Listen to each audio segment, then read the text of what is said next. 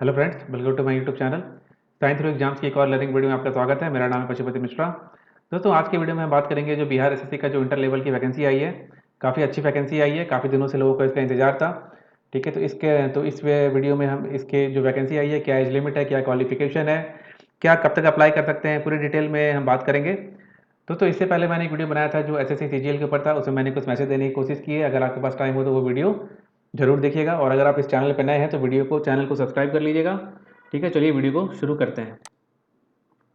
देखिए, सबसे पहले जो इसकी जो ऑनलाइन एप्लीकेशन की जो डेट है अप्लाई करने की, वो है 27 सितंबर 2023 की, और जो लास्ट डेट है वो है 11 नवंबर 2023 की। ठीक है, एडवर्टीजमेंट नंबर है 2/2023। ओके, ये बेसिकली इंटर लेवल वालों के लिए है, यानी कि जो इसमें मिनिमम क्वालिफिकेशन रखी गई है वो रखी गई है इंटरमीडिएट। ओके, तो चलिए देखते हैं। देखिए, सबसे पहले हम देख लेते हैं पोस्ट का नाम, कौन कौन से पोस्ट के लिए निकला है, और उसके बाद डिफरेंट जो है इसके डिपार्टमेंट हैं।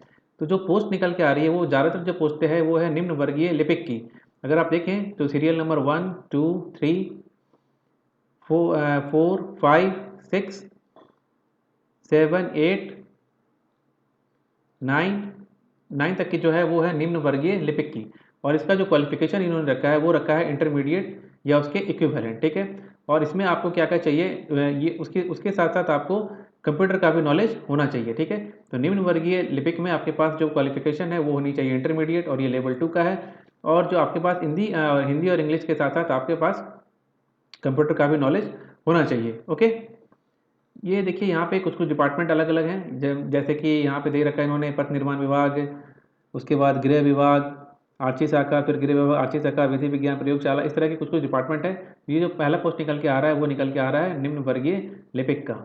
ओके, उसके बाद जो आ रहा है उसके बाद है फाइलेरिया निरीक्षक, उसके बाद है सहायक अनुदेशक, और फिर यहाँ पे निम्न वर्गीय लिपिक, और फिर यहाँ पे राजस्व कर्मचारी, फिर है पंचायत सचिव। पंचायत सचिव में भी बेसिकली इन्होंने इंटरमीडिएट ही मांगा है, और उसके साथ साथ इन्होंने कहा है कि आपके पास कंप्यूटर का भी नॉलेज होना चाहिए और आपके पास एमएस ऑफिस का भी नॉलेज होना चाहिए पंचायत सचिव के लिए। ओके, तो उसके बाद है यहाँ पे फिर निम्न वर्गीय, फिर निम्न वर्गीय, और एक है ये दिख रहा है एक अलग सा टंकक सा लिपिक। इसमें भी इन्होंने मांगा है हिंदी एवं अंग्रेजी कंप्यूटर टंकन। ठीक है, तो बेसिकली जो भी जो एजुकेशनल क्वालिफिकेशन है, मेजर तो ये है कि आपके पास इंटर रहना चाहिए या उसके इक्विवेलेंट रहना चाहिए, और निम्न वर्गीय में ज़्यादातर इन्होंने कंप्यूटर की नॉलेज मांगी है, और किसी किसी में उन्होंने एमएस ऑफिस का भी मांगा है। और जो एमएस ऑफिस का इन्होंने मांगा है वो बेसिकली सिर्फ दिख रहा है पंचायत सचिव में। ओके, तो ये बात हो गई नेम ऑफ पोस्ट की, और उसके रिगार्डिंग क्या उसकी एजुकेशनल क्वालिफिकेशन है। ठीक है, उसके रिगार्डिंग अब देखिए, अगर हम इस तरह से टोटल वैकेंसी की बात करें, इंडिविजुअल वैकेंसी की। और हाँ, एक चीज़ और इंपॉर्टेंट है इसमें कि जो 35% जो है वो रिजर्वेशन है सिर्फ और सिर्फ बिहार के डोमिसाइल वालों के लिए। ठीक है, वो 35% का जो रिजर्वेशन है फीमेल के लिए, बिहार के डोमिसाइल वालों के लिए। ठीक है, अगर आप फीमेल हैं और किसी और स्टेट का आपके पास डोमिसाइल है तो आप इसके लिए एलिजिबल नहीं है। ओके, इस तरह से अगर हम देखें तो इसकी जो टोटल वैकेंसी है वो 11,098 के आसपास निकल के आ रही है। ठीक है, तो ये काफ़ी अच्छी वैकेंसी है, काफ़ी ज़्यादा पोस्ट है, तो ये एक बहुत ही अच्छी बात है।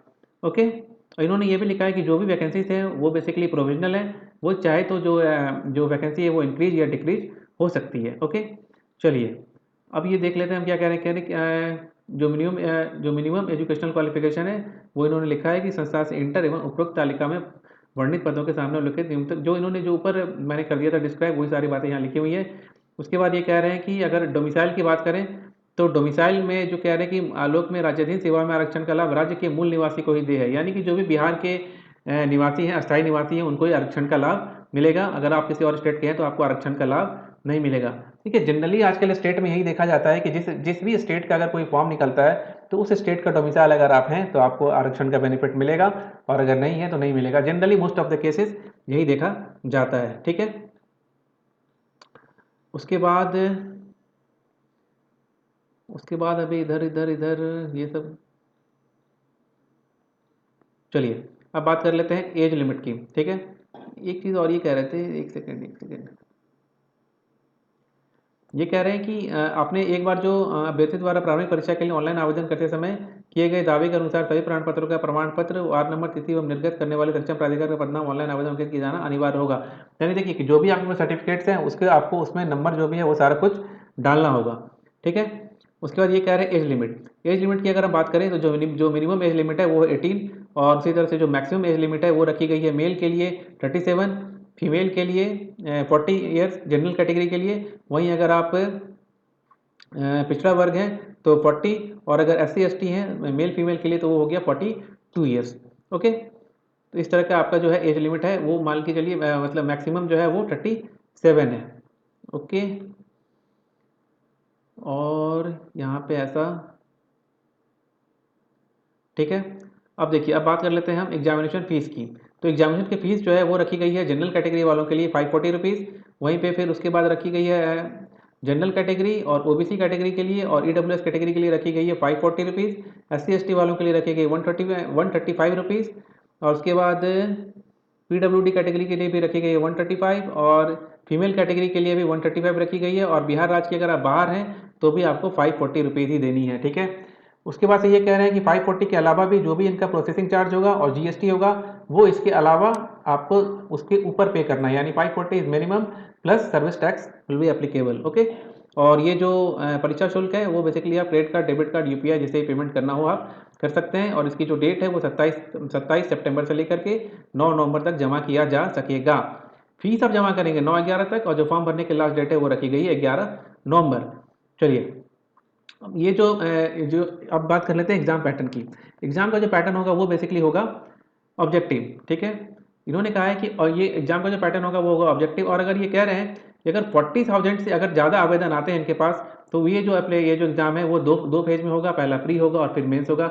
जनरली 40,000 से ऊपर तो आना ही है, मतलब मोस्टली प्रोबेबल है कि 40,000 से ज़्यादा बच्चे तो इसके लिए आवेदन देंगे ही। तो इस केस में ये हो जाएगा कि ये जो एग्जाम होगा वो प्री और मेंस में कन्वर्ट हो जाएगा। ओके, तो और उसके बाद ये कह रहे हैं कि जब ये प्री लेंगे उसके हिसाब से ये पाँच गुना बच्चों को, यानी 5 टाइम्स बच्चों को मेंस एग्जाम के लिए बुला लेंगे, ठीक है।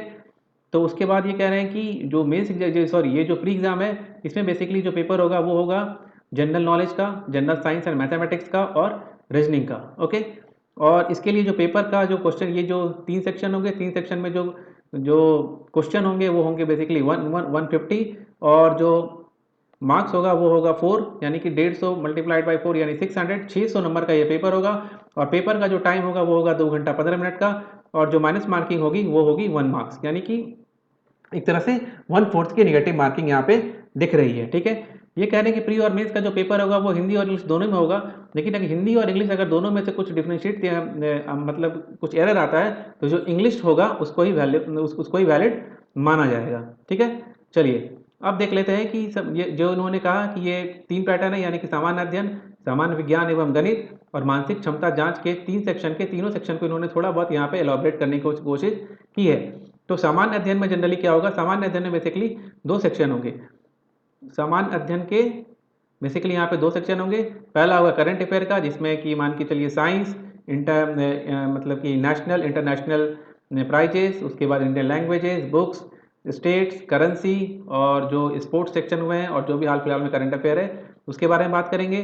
उसके बाद भारत और उसके पड़ोसी देशों का इतिहास, भारत का इतिहास, बेसिकली आप मान के चलिए कि ये geography, history, economics, political science, इसकी बात यहाँ पे ये कर रहे हैं। और ये इंपॉर्टेंट रखिएगा आप कि पंचवर्षीय योजना एवं राष्ट्रीय आंदोलन में बिहार का योगदान, चूंकि बिहार का पेपर है तो मोस्ट प्रोबेबिलिटी बनती है कि बिहार का क्या योगदान है इसके बारे में पूछा जा सकता है, ठीक है। तो ये हो गया पहला सेक्शन।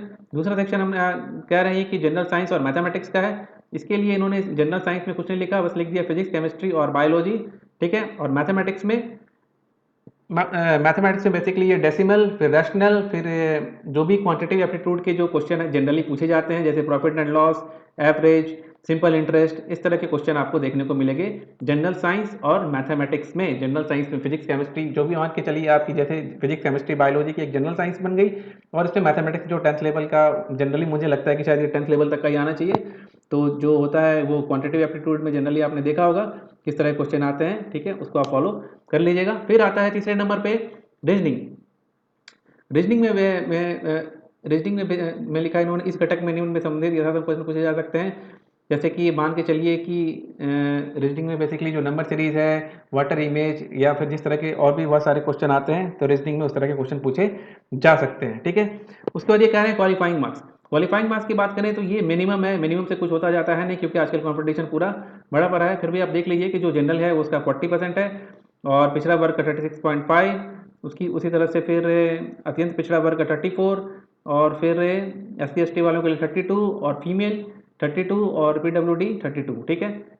उसके बाद ये कह रहे हैं कि वही 27/9 से 11/11 की डेट है, आपको फॉर्म भरने के लिए bssc.bihar.gov.in पे जाना है और इसके यहाँ पे जाके आपने फॉर्म को भर देना है, ठीक है। उसके बाद अभ्यर्थी का नाम, माता पिता का नाम जो है वो बिल्कुल ही होना चाहिए 10th के रिजल्ट के हिसाब से, ठीक है।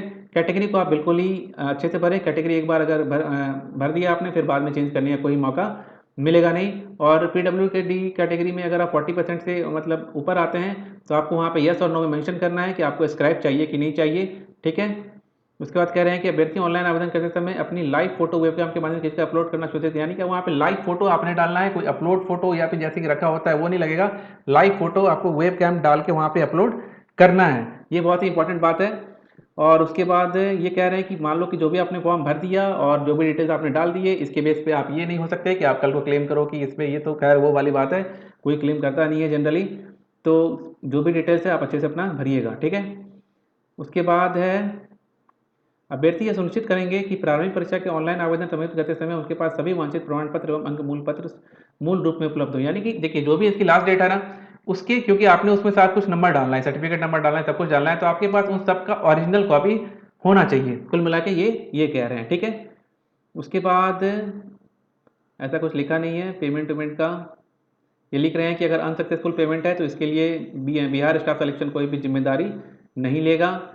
और एक अभ्यर्थी द्वारा मात्र एक ही ऑनलाइन आवेदन पत्र भरा जा सकता है। किसी अभ्यर्थी द्वारा एक से अधिक आवेदन पत्र या एक ही पता या पता बदलकर भरे जाने की स्थिति में उनके सभी आवेदनों को रिजेक्ट कर दिया जाएगा। बहुत इंपॉर्टेंट बात हो गई है। Application form number, registration number, roll number को जो स्टूडेंट हैं वो सुरक्षित रखेंगे। अभ्यर्थी पूर्ण रूप से भरे हुए आवेदन पत्र फोटो सहित की फोटो कॉपी भी अपने पास सेफ रखेंगे, ठीक है। किसी भी परिस्थिति में डुप्लीकेट रजिस्ट्रेशन नंबर आपको नहीं दिया जाएगा, ओके। उसके बाद कह रहे हैं कि विभिन्न परीक्षाओं के दौरान के